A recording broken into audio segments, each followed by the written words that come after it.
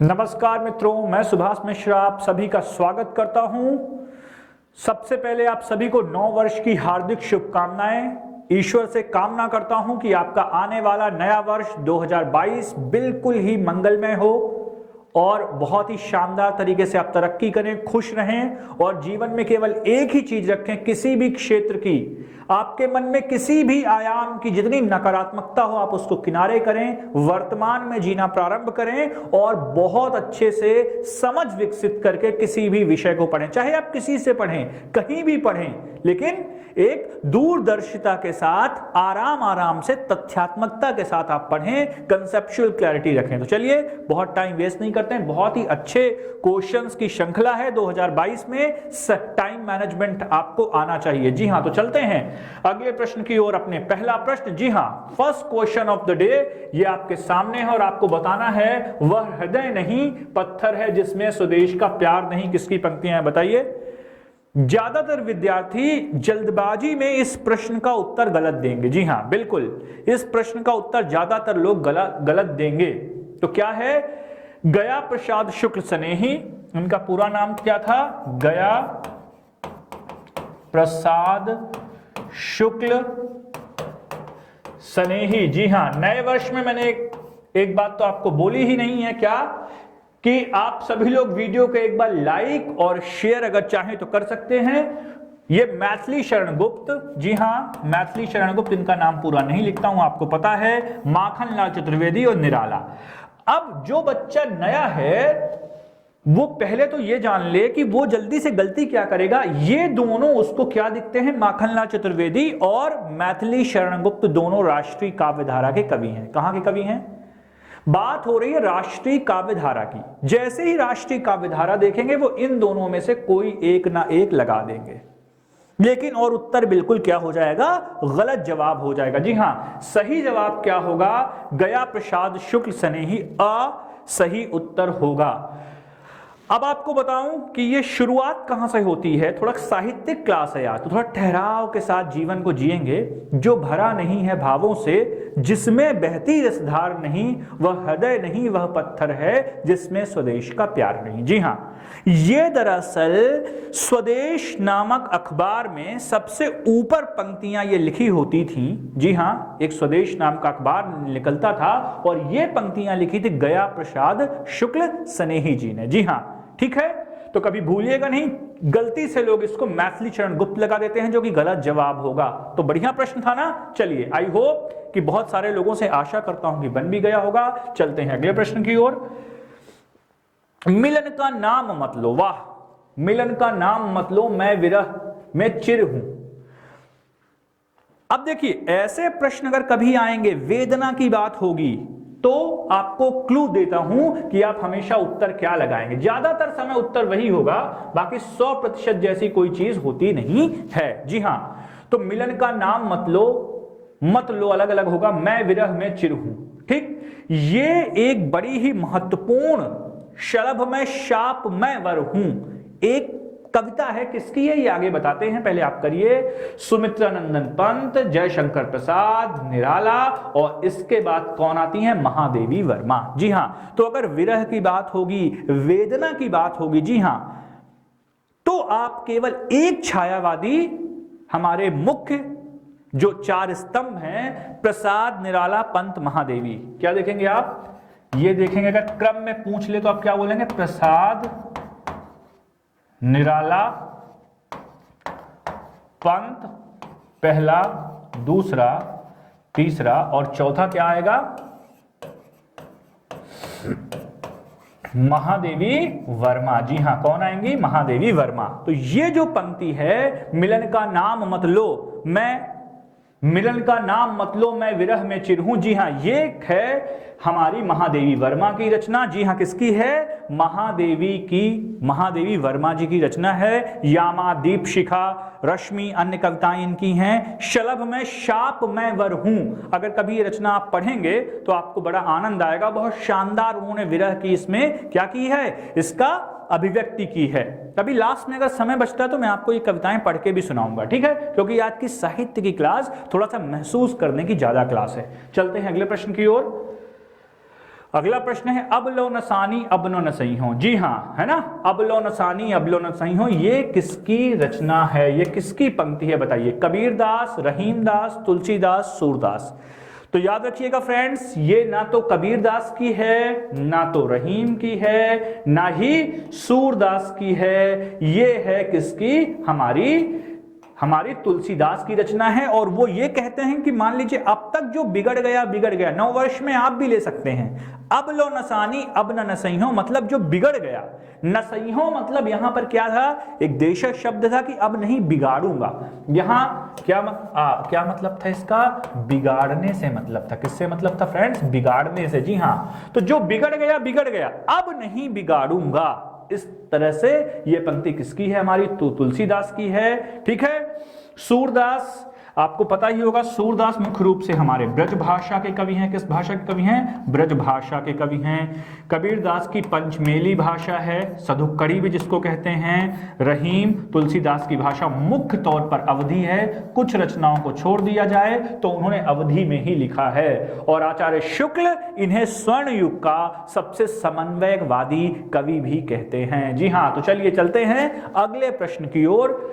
देखिए, एक चीज और है, रामचरितमानस की अगर हम बात करें तो साहित्य को पहले साहित्यिक दृष्टिकोण से जरूर देखा करिए, उसकी ऐतिहासिकता और उसकी बात हम बाद में करते हैं। ठीक है, चलते हैं अगले प्रश्न की ओर। प्रभु जी तुम चंदन हम पानी, पंक्ति किसकी है। प्रभु जी तुम चंदन हम पानी, ये तो बहुत घिसा पिटा क्वेश्चन है, ये आपको इजीली बन जाएगा। जी हाँ, ये किसकी है, ये रैदास की पंक्ति है। ना तो मलूकदास की है, ना कबीरदास की है, और ना ही मीराबाई की है। कबीर की भाषा देखिए, कबीरदास जी की जब भी कोई भाषा आएगी तो आप उसमें एक चीज देखेंगे कि उसमें आडंबरों के प्रति क्या है, आडंबरों के प्रति क्या है, बहुत ज्यादा क्या है, आडंबरों का विरोध है। क्या है दोस्तों, आडंबरों का विरोध है। जी हाँ, थोड़ा उत्साह बनाए रखिए, पहला दिन है, एनर्जी, ऊर्जा एकदम टॉप स्तर पर होनी चाहिए, उच्चतम शिखर पर होनी चाहिए, है ना। कैसे, हिमगिरी के उत्तंग शिखर पर बैठ शिला की शीतल छाह। ठीक है, तो चलिए क्या हुआ, भाषा आडंबरों का हमेशा उन्होंने क्या किया है, विरोध किया है। जी हाँ, तो उनकी भाषा में एक विद्रोह की भावना रहती है। हिंदू मुसलमान सभी का वो क्या करते हैं, सभी की जो दोष हैं उनकी क्या करते हैं, आलोचना करते हैं। जो तू बामन बमनी झारे, इस तरह से भी कहते हैं, है ना। मुसलमानों के लिए भी उन्होंने कहा है कि क्या बहरा हुआ खुदाए, आपने सुना होगा। कुल मिला के ये पंक्ति किसकी है, ये है हमारी रैदास। मलूकदास भी बहुत बड़े संत हैं इस काल में, भक्ति काल की बात करेंगे। चलिए चलते हैं अगले प्रश्न की ओर। पायो जी मैंने राम रतन धन पायो। जी हाँ, ये लाइन तो हम सभी ने टीवी पिक्चर्स में खूब फेमस कर दिया है, तो ये सभी आप जान जाएंगे। सूरदास की बिल्कुल नहीं है, ना तो तुलसीदास की है, ना रैदास की है। ये पंक्ति है किसकी, मीराबाई की। जी हाँ फ्रेंड्स, किसकी पंक्ति है, मीराबाई की। चलते हैं अगले प्रश्न की ओर। महावीर प्रसाद द्विवेदी जी किस पत्रिका के संपादक थे। ये लीजिए आ गया, बहुत ही महत्वपूर्ण प्रश्न।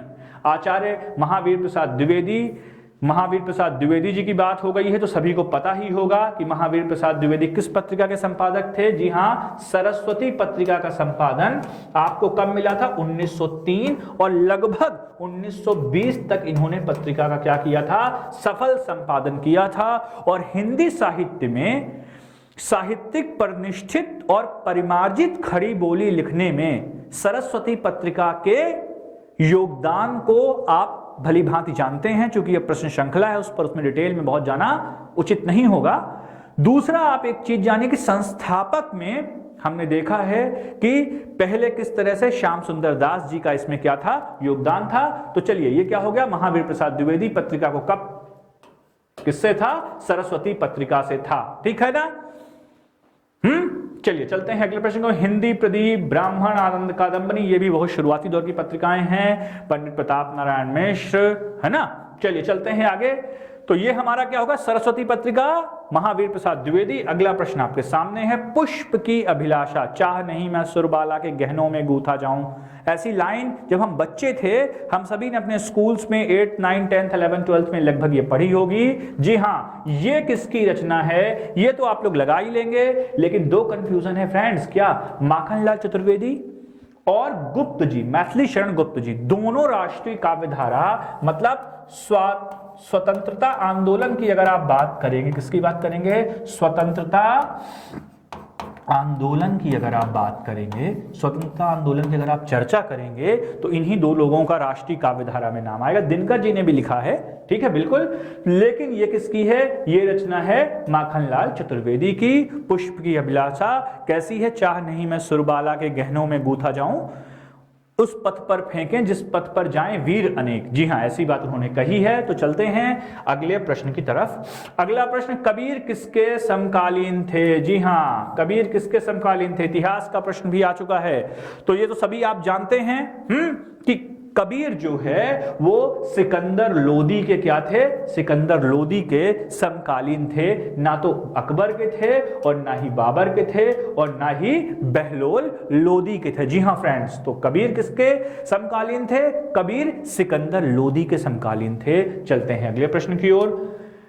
निम्न में से अष्टछाप का कवि है। जी हां, तो बात करेंगे 1565 की, बात करेंगे किसकी, विठलनाथ गोकुलनाथ वल्लभाचार्य जी के पुत्र पौत्र। जी हां, तो ये जो हमारी अष्टछाप की स्थापना कब हुई थी, 1965 में हुई थी। इसमें मैंने आपको दो चीजें बताई हैं जो याद कर लीजिए, KSPK। जी हां, 4 हमारे इनके थे और 4 जो थे इनके पिताजी के, है ना, तो क्या हो गया, GCCN। जी हां, तो कुंभनदास, सूरदास, परमानंद दास, कृष्णदास, ठीक, ये 4 और 4 ये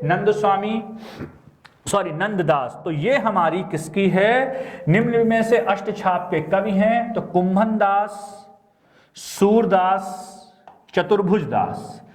KSP के कुंभनदास, सूरदास, परमानंद दास, कृष्णदास। ठीक है, तो ये दोनों हो गए उपयुक्त में से दोनों। तुलसीदास अष्टछाप के कवि बिल्कुल भी नहीं हैं। जी हां, और अष्टछाप में होता क्या था, आपने 84 वैष्णवन की वार्ता का नाम सुना है, 252 वैष्णवन की वार्ता का नाम हुआ है। तो इसमें प्रातः काल से लेके रात तक की दिनचर्या थी, किस तरह भगवान की वंदना, पूजा, भोग इत्यादि किया जाएगा। ठीक है, तो ये कौन कौन से हैं, सूरदास और चतुर्भुजदास।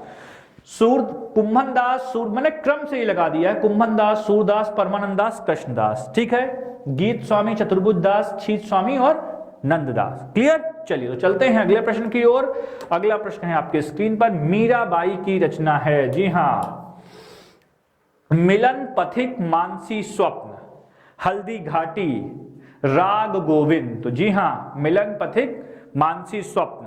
ठीक है, ये हो गया हमारा किसकी रचना है, इनकी कौन सी रचना है, जी हां, मीराबाई की रचना कौन सी है, राग गोविंद। कौन सी रचना है, जी हां, मीराबाई की रचना है राग गोविंद। ना मिलन है ना पथिक है, मिलन पथिक मानसी स्वप्न, याद करिए किसकी रचनाएं हैं, चारों जोड़े मैंने आपको क्रम में बताए हैं। ठीक है, तो चलिए चलते हैं अगले प्रश्न की ओर।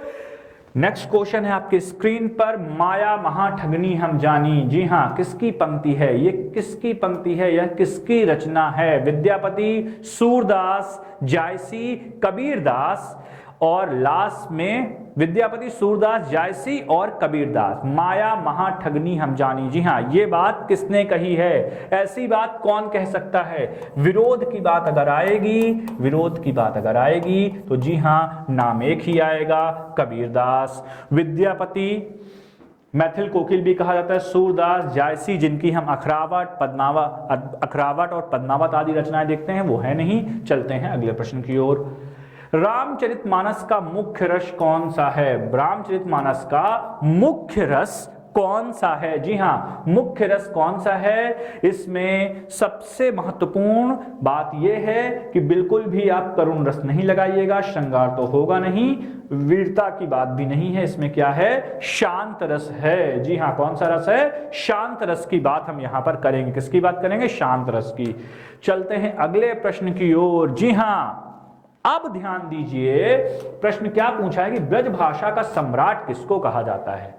अगर बात आ जाएगी किसकी, अगर बात आएगी दोस्तों अवधि के सम्राट की, अवधि भाषा पर किसका अधिकार था, शुक्ल जी ने कहा जितना अवधि पर अधिकार किसका था, तुलसीदास का था, उतना ही ब्रज पर अधिकार किसका था, सूरदास का था।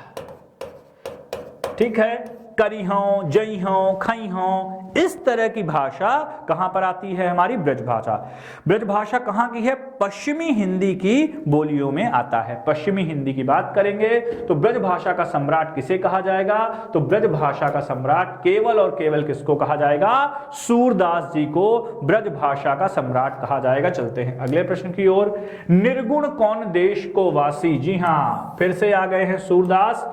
ये बताइए, अब जब कृष्ण के जाने के उपरांत गोपियों को उद्धव जब वैराग्य का संदेश देते हैं, वाग्विदग्धता एक शब्द है जो भ्रमर गीत में हम पढ़ते हैं, जी हां, तो ये बात अगर आएगी तो हम अगेन फिर नाम लेंगे पुनः किसका? सूरदास का, क्योंकि इस पर कबीर, तुलसी, घनानंद बिल्कुल ही कट जाएंगे। जी हां, किसकी बात आएगी? सूरदास की बात आएगी। गोपियां किस तरह से, गोपियां उद्धव और ये निर्गुण कौन देश को वासी, जब उसको वैराग्य गोपियों को सिखा रहे होते हैं उद्धव, तब गोपियां उनसे ये कहती हैं कि उद्धव कौन देश को वासी। और देखिए, जब हम भक्तिकाल पढ़ेंगे तो इस पर बराबर पढ़ेंगे कि जो गोपियों का वर्णन है ना, अलग अलग भ्रमर गीत में किस तरीके से किया गया है।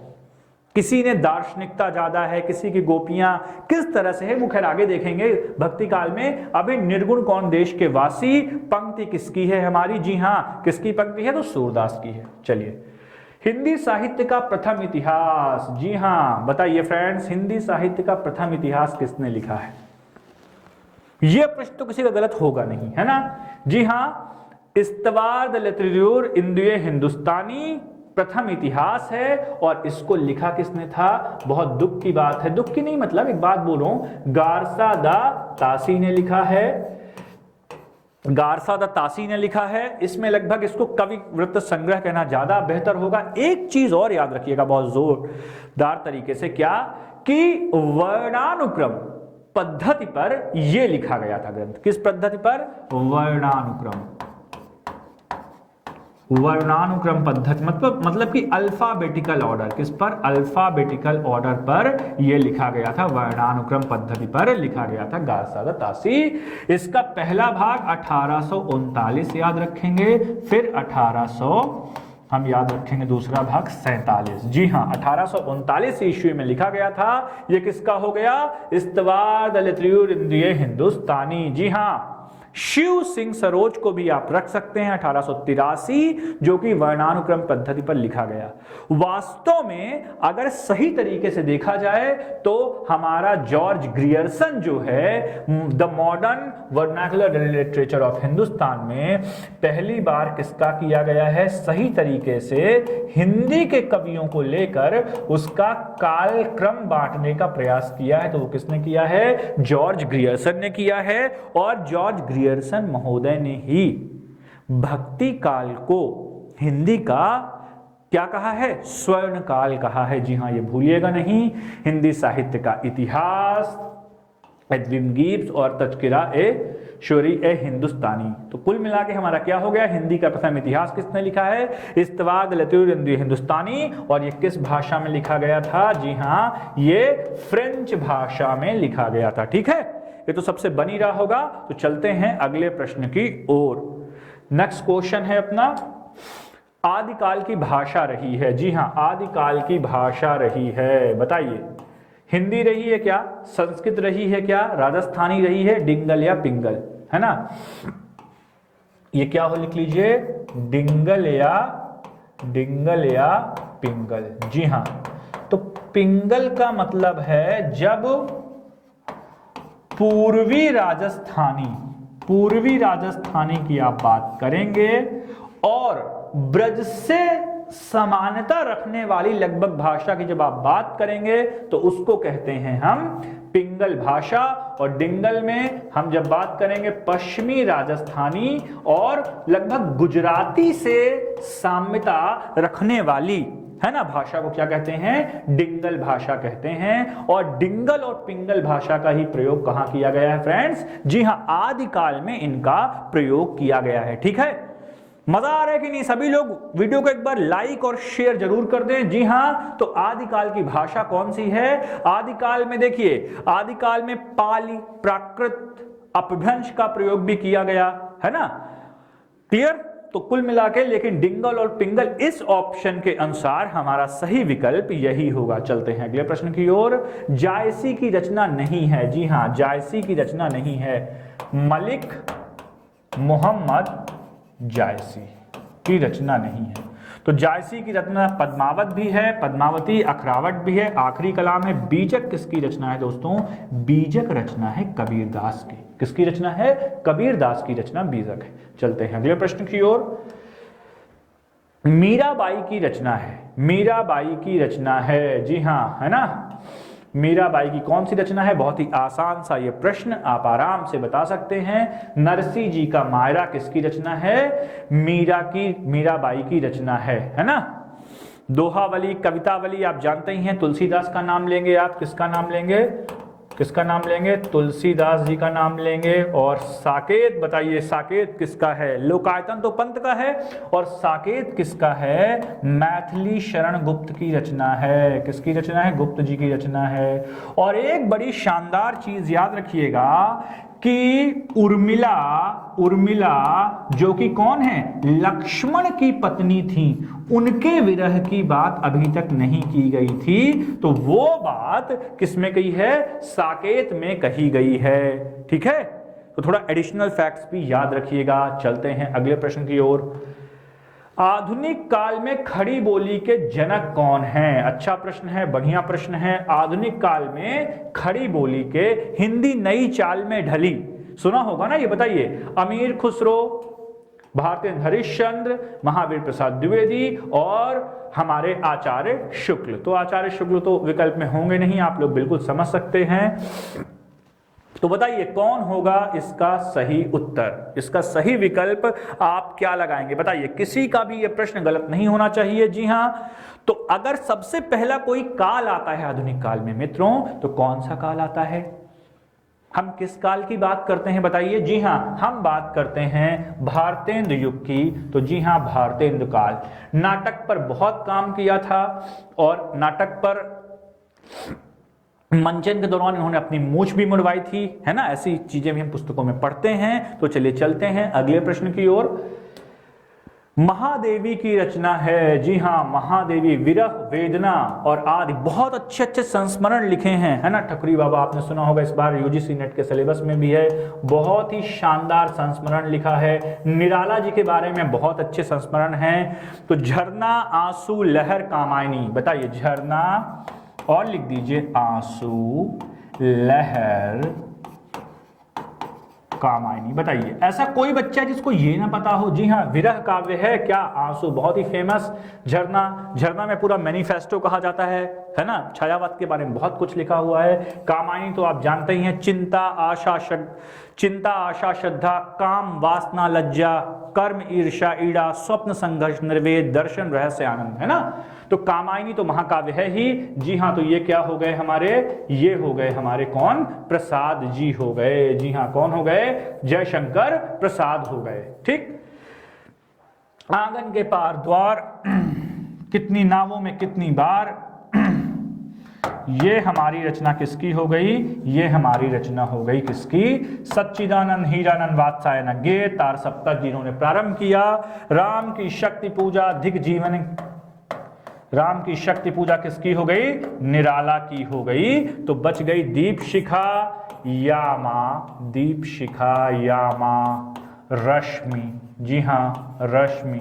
और एक नाम लीजिए, रश्मि, है ना। और एक नाम ले लीजिए, एक नाम और लेंगे तो किसका नाम लेंगे? निहार। जी हाँ, ये सारी रचनाएं किसकी हैं? ये सारी रचनाएं हैं महादेवी वर्मा जी की। पथ के साथी इनका बहुत अच्छा रेखा चित्र है, आप जरूर पढ़ें। साहित्यिक मूल्यांकन पर क्षणदा भी इनकी एक रचना है। चलते हैं अगले प्रश्न की ओर। मजा आ रहा है कि नहीं आ रहा है बताइए? तो देखिए, ये है हमारे हिंदी साहित्य बोल रहा हूं, असर हो गया है। नितिन सर के हैंड रिटन नोट्स हर विषय के, आप इसको ले सकते हैं, पढ़ सकते हैं और बढ़िया से अपनी तैयारी को कर सकते हैं। चलते हैं अगले प्रश्न की ओर। पंत की रचना है, जी हां, पंत की। सुमित्रानंद पंत प्रकृत के कोमल कांत कवि हैं। क्या हैं? कोमल कांत कवि अगर किसे कही जाता है तो किसको कहा जाता है? कोमल कांत कवि सुमित्रानंदन पंत को कहा जाता है।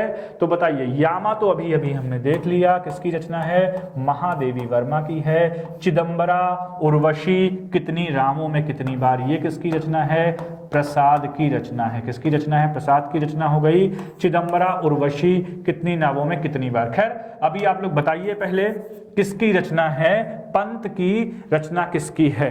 मतलब पंत की रचना कौन कौन सी है? बादल राग है या चिदंबरा है? जल्दी से बताइए, क्विकली फटाफट बताएंगे पंत की कौन सी रचना है। देख लीजिए सारे लोग, बन रहा है ना? जी हाँ, तो चिदंबरा उर्वशी कितनी नावों में कितनी बार, ये रचना आती है हमारी पंत की।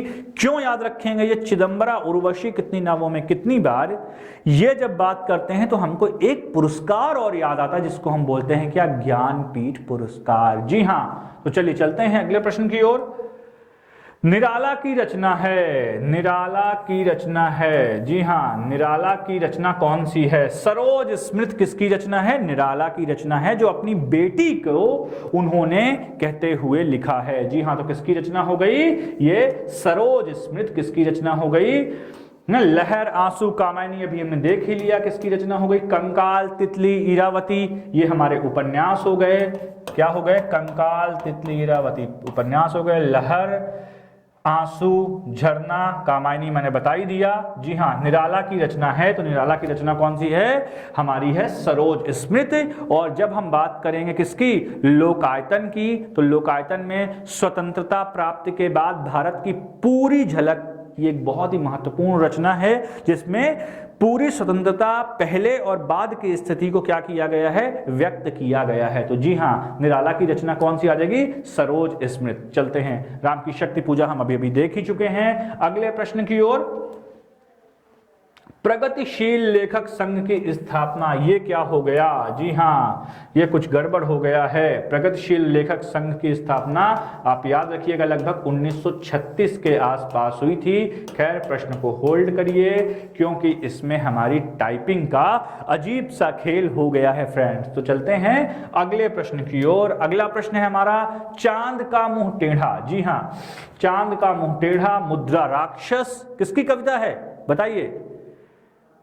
अंतःकरण का आयतन, जी हाँ, ये सारी रचनाएं किसकी हैं? नागार्जुन की हैं, केदारनाथ अग्रवाल की हैं, या हैं अज्ञेय की, या आप जिसका मैंने हिंट भी दे दिया है आपको, ये उनकी रचनाएं हैं। गजानन माधव मुक्तिबोध की रचनाएं हैं, बहुत ही शानदार इनकी रचनाएं हैं। चांद का मुंह टेढ़ा भी इनकी रचना है। ब्रह्म राक्षस, कौन? आप एक रचना पढ़िएगा, ब्रह्म राक्षस। और एक हमारी कौन सी आती है? अंतःकरण का आयतन। इनकी एक रचना और है जो मैं बहुत ही अच्छी है और मैं भूल रहा हूं अभी। अंतःकरण का आयतन, ब्रह्म राक्षस। ठीक, चलिए। तो केदारनाथ अग्रवाल, बहुत ही शानदार केन नदी पर लिखा है जो बांदा में बहती है। दो लाइनें सुनाता हूं इन्होंने। आज नदी बिल्कुल उदास थी, सोई थी अपने साये में, मैंने उसको नहीं जगाया, खाली हाथ वापस घर आया, कुछ ऐसा करके है। बाबा नागार्जुन को तो आप जानते ही हैं, सच्चिदानंद हीरानंद वात्स्यायन, इनको याद रखेंगे। असाध्य वीणा को भी आप जरूर याद रखिए, बहुत ही लंबी कविता है, बहुत ही चर्चित कविता है, बहुत सारे प्रश्न पत्रों में सदैव पूछी जाने वाली रचना है। चलते हैं अगले प्रश्न की ओर। अशोक के फूल, वाह, देखिए बताइए किसकी रचना है? द्विवेदी जी की, आचार्य शुक्ल की, महावीर प्रसाद द्विवेदी की, कुबेर नाथ राय की। तो याद रखिएगा, बहुत ही शानदार, बहुत ही बेहतरीन निबंध लिखे हैं। एक तो लिखे आचार्य शुक्ल ने, लेकिन ये रचना किसकी है? ए होगा सही विकल्प। आप याद रखिएगा, कल्प लता। इनका एक और निबंध है कुटज, है ना? कल्पलता, कुटज और अशोक के फूल, ये किसकी रचनाएं हैं? ये रचनाएं हजारी प्रसाद द्विवेदी की। उपन्यास बहुत ही शानदार है, आपको पढ़ना चाहिए, अनाम दास का पोथा। जी हां, चलिए चलते हैं अगले प्रश्न की ओर। सरदार पूर्ण सिंह की रचना नहीं है। निबंध इनके क्या पूछा है, ये सारे के सारे इनके क्या हैं फ्रेंड्स? जी हाँ, जल्दी से देखते हैं फटाफट। ये इनके क्या हैं? निबंध हैं। तो निबंध हैं, अरे वाह, ये प्रश्न तो सबसे बन जाना चाहिए यार। क्यों? आचरण की सभ्यता, सच्ची वीरता, कन्यादान, ये तीनों निबंध हैं। और अगर हिंदी साहित्य पढ़ना छोड़ दो, अगर आपने साहित्य में ये नहीं जाना, क्या नहीं जाना, आपने ये नहीं जाना कि उसने कहा था किसकी रचना है, अगर आपने लहना सिंह का नाम नहीं सुना है, अगर आप नहीं जानते कि चंद्रधर शर्मा गुलेरी की ये रचना है, तो फिर अब मैं क्या ही बोल दूं आपको, है ना। बहुत ही फेमस, 100 साल हो चुके हैं, लगभग 1918 या के आसपास, एग्जैक्ट अभी मैं रिकॉल नहीं कर पा रहा हूं, लेकिन 100 साल हो चुके हैं। उसने कहा था सभी को पढ़नी चाहिए, प्रेम पर, जैसा आज प्रेम है ना मित्रों, उससे बहुत अलग प्रेम है। 12 वर्ष की आयु में देखा था लहना सिंह, याद करिए, कहानी में कथानक है, और उनको प्रेम हुआ था किसी लड़की से, फिर शादी नहीं हो पाई थी, और अंतिम में उस लड़की ने, कुछ ऐसा कथानक है ना, कि बाद में अपना उन्होंने बलिदान भी दे दिया था इसी प्रेम के खातिर। तो एक बार जरूर पढ़िएगा इसका पाठ, लेकिन हम करेंगे, उसने कहा था, मेरी लिस्ट में है, आपका UP TET, super UP TET हो जाए उसके बाद हम जस्ट ये श्रृंखला लाने वाले हैं साहित्य की, भक्तिकाल, आतिकाल, रीतिकाल, और उसके बाद उपन्यास, कहानी, संस्मरण, यात्रा वृत्तांत इत्यादि। तो चलते हैं अगले प्रश्न की ओर। लहरों के राजहंस, वाह वाह, क्या बात है यार, आज की कड़ी में आनंद आ गया। तो एक लाइन सुनिए, नारी का आकर्षण अगर पुरुष को पुरुष बनाता है, तो स्वयं का आकर्षण उसको गौतम बुद्ध बनाता है। ये चीज कहां कही गई है? लहरों के राजहंस में। और ये रचना किसकी है? ये है मोहन राकेश की, ना तो विष्णु प्रभाकर, ना अमृतलाल, और ना ही अमृतलाल नागर। ठीक, चलिए चलते हैं अगले प्रश्न की ओर। अगला प्रश्न है हमारा, तार सप्तक का संपादन किसने किया? ये रचना तो आपको सबको पता है, 1943 की बात करेंगे हम, पहले संस्करण की, सप्तक की। और सच्चिदानंद, हीरानंद, वात्सायन, जी हाँ, की बात करेंगे, अज्ञेय की बात करेंगे। ऐसी कोई विधा नहीं है। विलक्षण प्रतीक नामक पत्रिका का, अनेक पत्रिकाओं का संपादन किया, मतलब अज्ञेय जी का नाम इतने सम्मान के साथ लिया जाता है, इतने क्षेत्रों में लिखा है उन्होंने कि जिसकी जितनी मतलब शब्द नहीं है उनकी प्रशंसा में, साहित्य में उनके योगदान के लिए, उनकी विलक्षण प्रतिभा के लिए। जी हाँ, तो तार सप्तक का संपादन किसने किया था? तार सप्तक का संपादन अज्ञेय ने किया था, दिनकर ने नहीं किया था, शमशेर बहादुर सिंह ने नहीं किया था, ना ही मुक्तिबोध ने किया था। चलते हैं अगले प्रश्न की ओर। बैताल 25, सिंहासन 32, सिंहासन 32, जी हाँ, सिंहासन 32, ये रचना हमारी किसकी होगी? ठीक है, ये रचना हमारी होगी, क्या नाभादास की होगी कि सूरत मिश्र की होगी? सदल मिश्र, नासिकेतोपाख्यान, जी हाँ, ये लल्लू लाल जी की रचना है, प्रेम सागर। जब हम हिंदी साहित्य को पढ़ना प्रारंभ करते हैं तो लल्लू लाल, सदल मिश्र, राजा लक्ष्मण सिंह, शिव प्रसाद सितारे हिंद, इन 4-5 नामों को हम बहुत ज्यादा बार पढ़ते हैं। चलते हैं अगले प्रश्न की ओर। अगला प्रश्न है आपके सामने, हार की जीत। जी हाँ, हार की जीत के लेखक कौन हैं? ना प्रेमचंद्र हैं, ना जैनेन्द्र कुमार हैं, कल्याणी सुखदा विवर्त व्यतीत, ना तो चंद्र शर्मा गुलेरी हैं। इनकी तो अभूतपूर्व एक कहानी है, उसने कहा था, आप सब जरूर पढ़िएगा, सुदर्शन की रचना है हार की जीत। जी हाँ, किसकी रचना है? सुदर्शन की रचना है। आइए, राजा निर्बंसिया के लेखक हैं, राजा निर्बंसिया, बताइए कौन है इसके लेखक फटाफट? कमलेश्वर राजा निर्बंसिया या रविंद्र कालिया, हरिशंकर प्रसाद। एक्चुअली ये गलत लिख दिया है यहां पे, है ना, प्रेमचंद्र हरिशंकर परसाई लिखना चाहिए, तो उसने क्या लिख दिया है यहां पर? हरिशंकर प्रसाद। ठीक है, ये हमारे टाइपिस्ट महोदय का काम है। रवीन कालिया तो अभी के लेखक हैं। जी हाँ, ये रचना किसकी है? कमलेश्वर की है। नई कहानियों में इनका बड़ा दखल है, पर वो विषयांतर हो जाएगा। अभी प्रश्न श्रृंखला में हिंदी साहित्य की स्पेशल क्लास में देखते हैं अगले क्वेश्चन नंबर 32। जयशंकर प्रसाद की कहानी है। जी हाँ, प्रसाद ने भी गजब लिखा है, हर क्षेत्र में लिखा है। प्रसाद का नाम जब भी लिया जाता है, जयशंकर प्रसाद जी का नाम, तो बहुत सम्मान से। सोजे वतन बंद हो गई थी, है ना, दूसरे नाम से लिखा था। प्रेमचंद दुलाई वाली बंग महिला, 11 वर्ष का समय, आचार्य शुक्ल की रचना है। किसकी रचना है? शुक्ल की रचना है, जी हाँ। गुंडा कहानी जो है, गुंडा कहानी पढ़िए, पढ़ाऊंगा मैं आपको। गुंडा कहानी किसकी है? जयशंकर प्रसाद की कहानी है। ये आपके सामने अगला क्वेश्चन, गुलेरी जी की कहानी नहीं है। गुलेरी जी की कहानी नहीं, उसने कहा था है सुखमय जीवन है, बुद्धू का कांटा है। जी हाँ, इंदुमती किसकी? गुलेरी जी की कहानी नहीं है। जी हाँ, इंदुमती गुलेरी जी की कहानी नहीं है। चलते हैं अगले प्रश्न पर। दुखम सुखम उपन्यास किसका है? अब आ गई महिला उपन्यासकारों के बारे में आपको बताना है। किसके बारे में बताना है? महिला उपन्यासकारों के बारे में आपको बताना है। बताइए, ये रचना किसकी है? किसने लिखा है दुखम सुखम उपन्यास? जी हाँ, क्वेश्चन नंबर 34।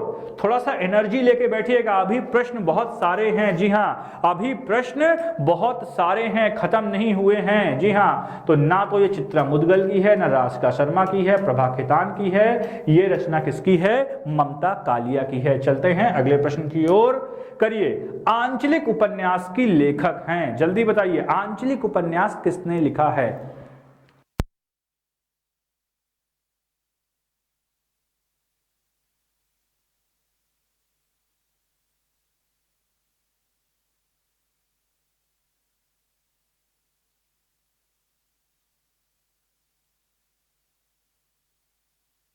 बात करते हैं आंचलिक उपन्यासों की, तो हमें एक ही नाम याद आता है, नवाबी तड़बन्ना। हमें याद आता है क्या? मैला आंचल। जी हाँ, क्या याद आएगा हमें? मैला आंचल। फणीश्वर नाथ रेणु की रचना है। ये किसकी रचना है? फणीश्वर नाथ रेणु की रचना है। एक उपन्यास और देख लीजिए, परती परिकथा। ठुमरी भी आपने देखा होगा, परती परिकथा। जी हाँ, तो चलिए चलते हैं, क्योंकि प्रश्न बहुत ज्यादा हैं और समय बहुत कम है, तो थोड़ा स्पीड बढ़ाते हैं। भारतेंदु नागार्जुन मोहन राकेश, आप बिल्कुल नाम लेंगे नहीं। चलते हैं अगले प्रश्न की ओर। रेलवे की टेस्ट सीरीज चल रही है, CBT 2 ग्रुप डी का video solutions bilingual classes offline आप डाउनलोड कर सकते हैं। 249 पर है, इन नंबर्स पे कॉल करके you can get all the information. चलते हैं अगले प्रश्न की ओर। श्रीलाल शुक्ल, जी हाँ, श्रीलाल शुक्ल बहुत ही बड़ा नाम है, जो कि एक ऑफिसर भी रहे हैं, है ना, इंडियन सिविल सर्विसेज में। तो हम देखेंगे, जी हाँ, इनकी एक रचना है, बहुत ही प्रसिद्ध रचना है, और मैं तो कहता हूं सिस्टम पर अपनी व्यवस्था पर जितना अच्छा सरकार मतलब कटाक्ष इन्होंने किया है, राग दरबारी पढ़ के आपको आनंद आ जाएगा। तो ये किसकी रचना है? जी हाँ, ये किसकी रचना है? ये आजाद का एक दिन नहीं होगा, यहाँ पे आषाढ़ का एक दिन होगा, लेकिन रचना किसकी है? ये रचना है राग दरबारी। श्रीलाल शुक्ल की हमारी रचना कौन सी होगी? राग दरबारी। जी हाँ, भूलेंगे तो नहीं, किसी का गलत नहीं होना चाहिए, राग दरबारी। चलते हैं अगले प्रश्न की ओर। महाभोज, है ना, उपन्यास की लेखिका कौन सी हैं? राजेंद्र यादव के साथ भी आपने उपन्यास लिखा है, और ये हैं हमारी कौन? मनु भंडारी। कौन है? मनु भंडारी। जी हाँ, चलते हैं अगले प्रश्न की ओर। अगला प्रश्न है, मानस का हंस उपन्यास के लेखक कौन है? यशपाल का तो आप देखो एक भूल नहीं सकते हो, कौन सा? दिव्या। जी हाँ, दिव्या नहीं भूल सकते हो। रेणु का आप सबसे फेमस आंचलिक उपन्यास है, और उसका नाम क्या है फ्रेंड्स? उसका नाम है मैला आंचल। जी हाँ, तो बताइए, मानस का हंस किसने लिखा है? ये लिखा है अमृतलाल नागर ने। आज के बाद साहित्य के क्वेश्चंस में ग्रिपिंग आएगी। अब हम साहित्य के प्रश्नों को ज्यादा आसानी और बढ़िया तरीके से करने का प्रयास करेंगे। मानस का हंस मतलब अमृतलाल नागर। अगले प्रश्न की ओर आते हैं। झूठा सच, ये भी यशपाल का ही उपन्यास है। किसका उपन्यास है? यशपाल का उपन्यास है। गबन गोदान आदि किसके हैं? हमारे प्रेमचंद्र के। और अगर आप बात करेंगे मनोवैज्ञानिक उपन्यासकारों में, तो फिर हम अज्ञेय का नाम लेते हैं, जैनेन्द्र भी आते हैं, कल्याणी, सुखदा, विवर्त, व्यतीत आदि उपन्यासों की हम चर्चा करते हैं। चलते हैं अगले प्रश्न पर। वृंदावन लाल वर्मा का कौन सा उपन्यास होगा? जी हां, मैला आंचल हमने देख लिया, फणीश्वर नाथ रेणु की रचना हो गई। आपका बंटी याद रखिएगा, आपका बंटी में हम किसका नाम लेंगे? मनु भंडारी की राजेंद्र यादव। बताइए, आपके ऊपर प्रश्न है आधा गांव, तो जी हां, इनकी रचना है झांसी की रानी। ज्यादातर ऐतिहासिक तरीके से इन्होंने रचनाएं की हैं, ऐतिहासिक विषयों पर आप बोल सकते हो। तो वृंदावन लाल वर्मा की रचना कौन सी है? झांसी की रानी। जी हां, तो चलते हैं अगले प्रश्न की ओर। बालकृष्ण भट्ट का उपन्यास है, बालकृष्ण भट्ट का उपन्यास कौन सा है? 100 अजान एक सुजान, 100 सुजान एक अजान, ठेठ हिंदी का ठाठ, अधिखिला फूल, और दक्षिण उपाध्याय हरियोध। याद आ रहे हैं कि नहीं? मृग नयनी। जी हां, कौन सा उपन्यास है ये? मृग नयनी। जी हां, तो बालकृष्ण भट्ट का आपको बताना है कौन सा उपन्यास है? 100 अजान एक सुजान। जी हां, 100 अजान एक सुजान, वृंदावन लाल वर्मा। यहां पे क्या हो जाएगा हमारा सही उत्तर? बालकृष्ण भट्ट का उपन्यास है 100 सुजान एक अजान। चलते हैं अगले प्रश्न की ओर। निम्न में से जैनेन्द्र की कौन सी रचना है? कल्याणी, सुखदा, विवर्त, व्यतीत, त्यागपत्र आदि, है ना। परीक्षा गुरु तो पहला उपन्यास हम मान लेते हैं, तो यहां होगा नहीं। कलम का सिपाही, ये हमारी किसकी जीवनी है? प्रेमचंद जी की जीवनी है। त्यागपत चंद्रकांता देवकी नंदन खत्री जी की है। परीक्षा गुरु तो हम जानते ही हैं 1882, इसको पहला उपन्यास माना जाता है। ठीक है, तो इनकी जैनेन्द्र की रचना कौन सी है? त्यागपत्र है। कौन सी रचना है? त्यागपत्र जैनेन्द्र की रचना है। चलते हैं अगले प्रश्न की ओर। माटी की मूर्तें किसकी रचना है? जी हां, माटी की मूर्तें निराला, प्रेमचंद पंत, बिल्कुल गलत, राम वृक्ष बेनीपुरी की है माटी की मूर्तें। जी हां, याद रखिएगा, माटी की मूर्तें के रचनाकार कौन है? राम वृक्ष बेनीपुरी। चलते हैं अगले प्रश्न की ओर।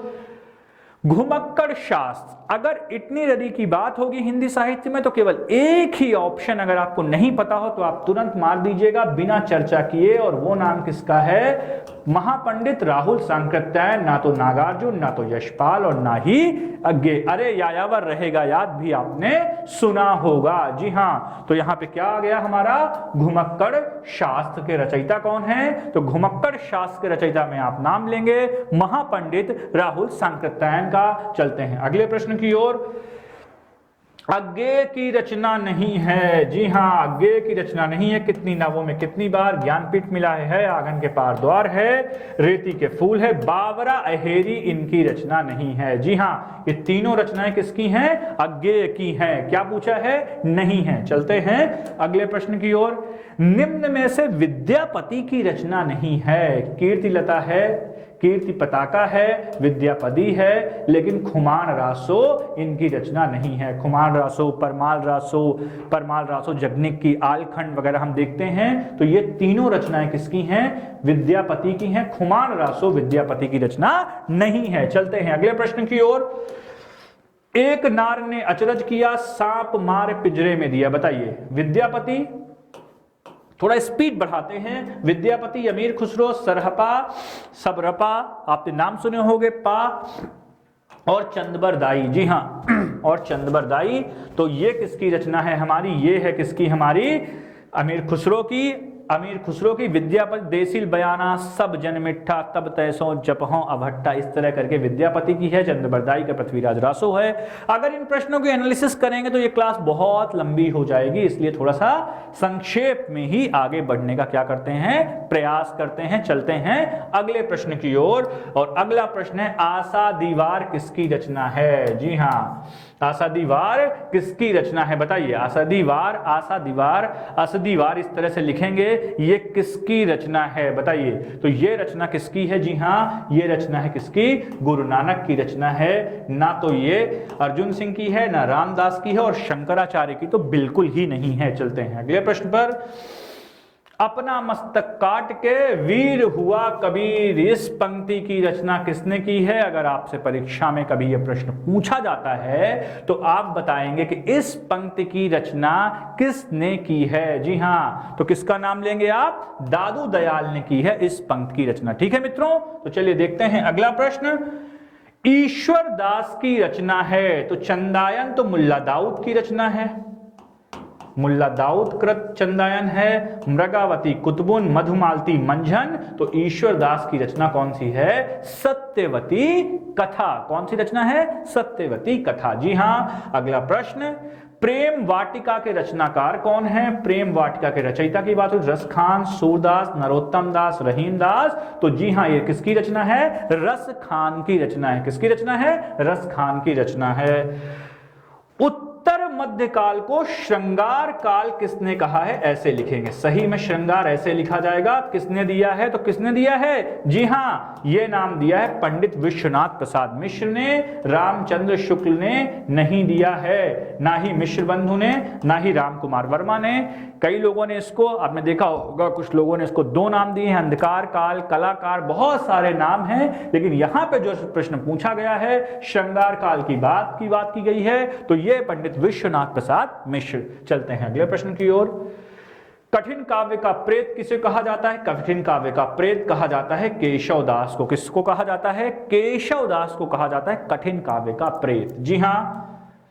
छत्रसाल दशक के रचयिता रचनाकार कौन है? केशवदास, घनानंद, पद्माकर, तीनों कट गए। सही क्या होगा? भूषण है छत्रसाल दशक के रचनाकार। जी हां। रीतिकाल में हम देखते हैं। अगला प्रश्न, रसराज, ललित ललाम आदि रचनाओं की रचना पद्माकर, मतिराम, घनानंद, सुखदेव मिश्र। तो जी हां, ये किसका होगा? हमारा मतिराम की रचना होगी। रसराज और ललित ललाम भी एक रचना, आप याद रखिएगा कौन सी? ललित ललाम। जी हां, है ना। तो ये बात हम किसकी करेंगे? ये बात करेंगे हम किसकी? मतिराम की। रातों रात का सही समास विग्रह क्या होगा?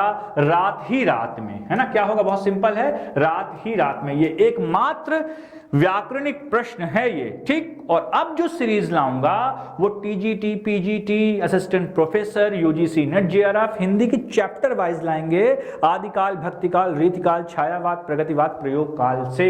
आज तो केवल ये बहुत एक शॉर्ट में आपके लिए क्लास है।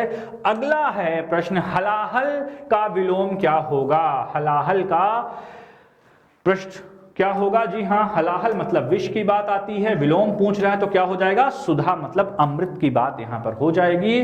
अगला प्रश्न है, भारतवर्ष के लिए हिंदी भाषा का नाम सबसे पहले किसने सुझाया था? बताइए। बढ़िया प्रश्न है ना। आसान प्रश्नों के इतर एक टफ क्वेश्चन की बात यहां पर की जा रही है। जी हां, तो ये है क्या आपका? ये कहा है राजा राम मोहन राय ने, ना गांधी, ना मालवीय और ना रविन्द्रनाथ ठाकुर। क्योंकि ज्यादातर बच्चे इसका सही उत्तर लगाएंगे क्या? महात्मा गांधी, लेकिन वो गलत होगा। उत्तर लगाएंगे गांधी, लेकिन होगा क्या? राजा राम मोहन राय। जी हां। तो चलते हैं अगले प्रश्न की तरफ। नागरी प्रचारणी सभा की बात करते ही बात करेंगे हम 1893 की। बाबू श्याम सुंदर दास संस्थापक सदस्यों में थे। और ये कब लिखा गया है? ये लिखा गया है भारतेंद्र युग में, द्विवेदी युग नहीं, छायावाद नहीं, प्रयोगवाद नहीं। 1893 बहुत पहले की बात है। क्रम से थोड़ा सा डेट लाइन याद रहती है। और अंतिम प्रश्न आज की सीरीज का, निम्न में से किसे साहित्य अकादमी पुरस्कार मिला?